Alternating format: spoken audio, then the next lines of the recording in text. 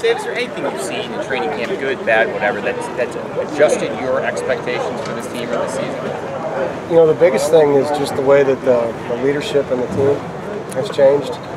We had good senior leadership last year.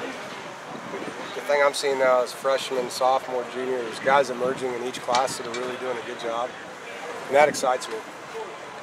Because, you know, you never know when one of those guys is going to be in. And we have experience, but we also have youth backing up experience. So all of a sudden, you see like Jack Tocho, who's not a senior yet, grabbing guys and talking to them and counseling them. And it's fun to watch. Fernandez is grabbing guys. And guys that have played a lot now. They're not seniors. But to me, that's what makes me feel good about what we can do. Now, we got to stay healthy in the right places. And having a great season, we'll see, you know. But I haven't felt like that about our team yet, where you see it throughout the roster, the leadership. Kind of answers my question. When you don't have a lot of seniors, but it does seem like they have, when you talk to them, when we talk to them, they talk about having a special season and kind of, you know, doing better than last year. Yeah. But isn't it incumbent upon those younger guys to understand that this is their last chance and that they're going to need their help? Exactly.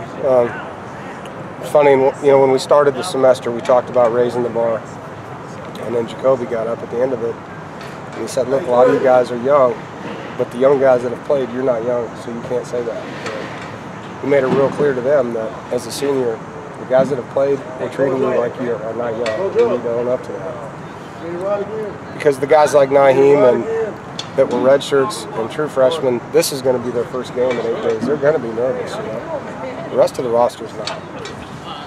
And so they got to act older because they've played enough to be able to act that way. And for us to be the team we need to be, our juniors and sophomores that have played have to play ahead of their years. You know, you've said in the past that in order to have the season that you want to have, you need all ACC caliber players. Which ones do you see as the ones that have a chance to get that kind of fight for that recognition? You know, I don't want to label anybody because I still think there's guys that can emerge, but you know, the returners that were on the list are guys that everybody talks about. Jacoby and Mike Rose obviously stand out.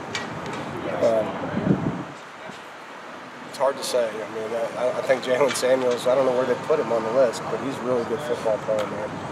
I don't know what he is, like as far as how you slot a guy like him. That guy is a really good football player. I love that shit. The stuff he does every day is fun to watch. And defensively, you know, there's 5 guys in the secondary that are playing at a better level than they played. I don't know how that stacks up to what Louisville and Florida State these guys have, but for us, they're playing pretty good ball. You know, and talking with their players, you know, they seem excited and ready to go to start the season. Are you at that point now for this team to ready to go at this point, even with a week to go? Are you comfortable with starting this game next week? Well, we want to play a game. I mean, everybody in their right mind is sick of hitting each other. You know what I mean? You want to get out there, and as a coach, you need to see what you have. You don't really know until you're out there what your problems are. And so we need to play a game. I wish it was sooner than 8 days away. We are inferring from the scout team and some of the other guys that with Frazier, have you decided to try to redshirt this year? Well, plan, or? He'll probably redshirt. You know, we still aren't to game week yet, so unfortunately he has the flu today, and so he's not practicing, and he had it yesterday. And so, you know, if that's what we end up doing, we'll only do it because we think that's the best thing for him. He's going to be a really good back. He really is.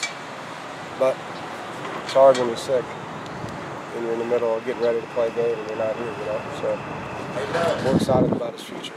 That's all the things you talked about previously too, just the competition at that position and also Reggie being here in January before people. Yeah, and I think across the board, like for the last 3 years, I don't know what the number is. It's over 20 on how many early enrollees we've had since we've been here. Those guys just have a better opportunity to showcase their skill set in fall camp because they're not thinking like the other guys are. They've already learned through spring ball and summer 1 before the other guys get here the ins and outs of their position, and so they can really showcase their ability level. And not that they have more ability, but it's going to look like they do because they play faster. They're not thinking as much. And Reggie has that advantage. And he's playing like it. He's doing a good job.